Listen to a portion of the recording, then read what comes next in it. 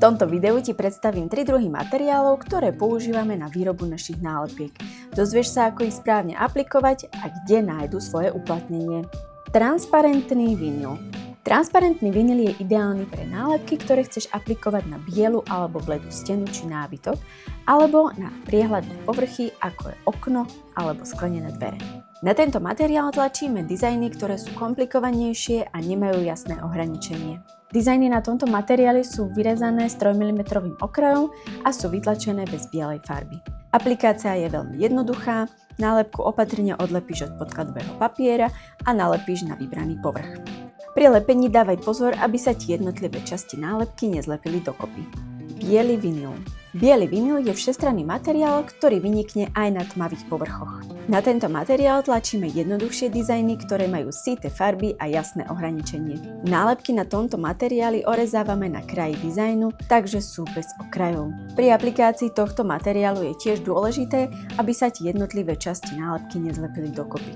Ak sa tak stane, opatrne oddel jednotlivé časti od seba. Hrubou manipuláciou môže prísť k natiahnutiu materiálu.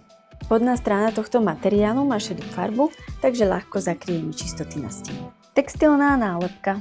Textilná nálepka je mimoriadne odolná a flexibilná, kvôli čomu je vhodná najmä na steny s hrubozrnou omietkou. Podkladová farba tohto materiálu je biela, takže ho používame na rovnaké dizajny ako biely vinyl. Ak sa po nalepení nálepky rozhodneš dizajn zmeniť, môžeš textilnú nálepku jednoducho prelepiť. Vďaka svojej štruktúre sa tento materiál nenaťahuje, čo zjednodušuje aplikáciu aj manipuláciu so samotným materiálom. Tento materiál má jemne šedý podklad, takže tiež zakryje farebné nečistoty na stene. Tento materiál je hrubší, takže nekopíruje zrnitú omietku. Spôsob lepenia. Nezáleží na tom, aký materiál si vyberieš. Začni tým, že nálepku opatrne odlepíš od podkladového papiera a nalepíš na vybraný povrch. Nálepku jemne pritlač, aby si odstránila všetky bubliny. Na lepenie väčších kusov nálepiek môžeš použiť mäkkú handričku alebo stierku. Stierku však používaj iba na rovných povrchoch. Na hrubozrnej omietke by si mohla zničiť nálepku.